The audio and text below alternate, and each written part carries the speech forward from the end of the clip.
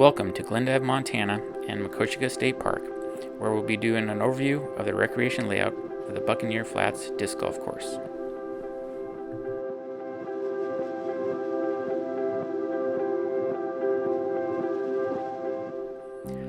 Hole 1 is a wide open 275-foot par 3 with a road running along the left side of the fairway and about a 20-foot drop off just past the basket.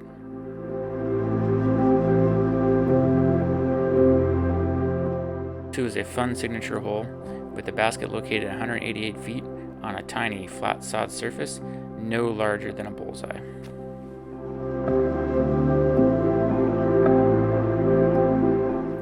Hole number 3 is the first par 4 hole.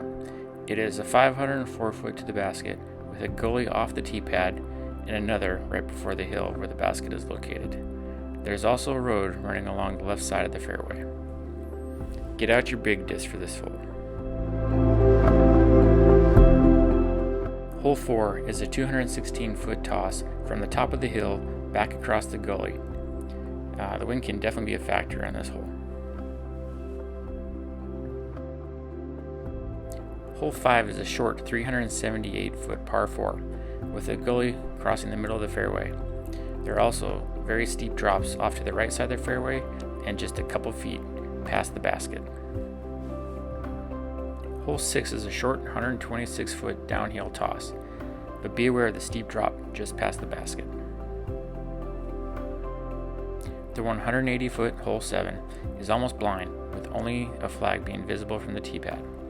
You will need to toss your disc over that wall in order to have a chance at getting to the basket. Hole 8 is a 445-foot par 4 that is completely blind off the tee box, but the best thing to do is aim for the large tree at the very end, or approach from the left-hand side. Otherwise, you need to clear 3 flat tops before descending down into the gully to the basket. Hole 9 is 287 feet directly along the gully.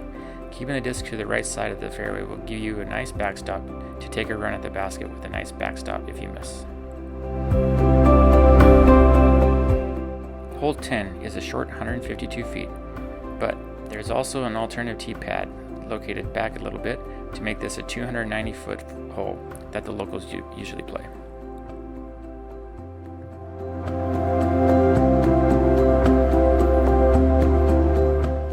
Hole 11 is the last par 4 on the recreation layout. The basket is not visible off the tee pad, but a good landmark is to aim for the hole 12 tee pad, which you can see just past the basket up on the hill. Hole 12 is another blind shot to the basket, 180 feet over the Classic dike. Going through the narrow opening to the left of the dike is possible, but not advised. Hole 13 is yet another blind tee shot toward the basket located 295 feet behind a large tree. There is a narrow gap between 2 trees as you approach from the right-hand side of the fairway.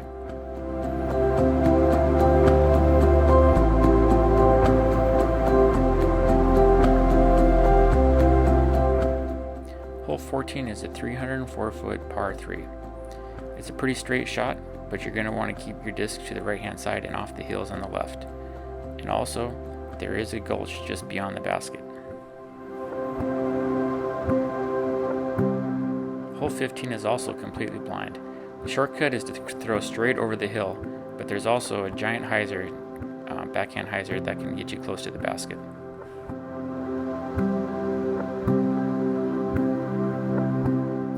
Yet another blind tee shot on the 228-foot hole 16, with the basket located on the left-hand side of the fairway, up against the hills and the 17 tee pad.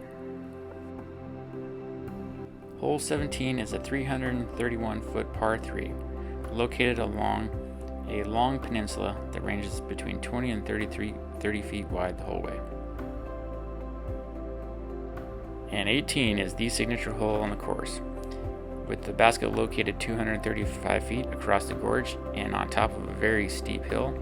Wind will be a factor, and putts can really add up here.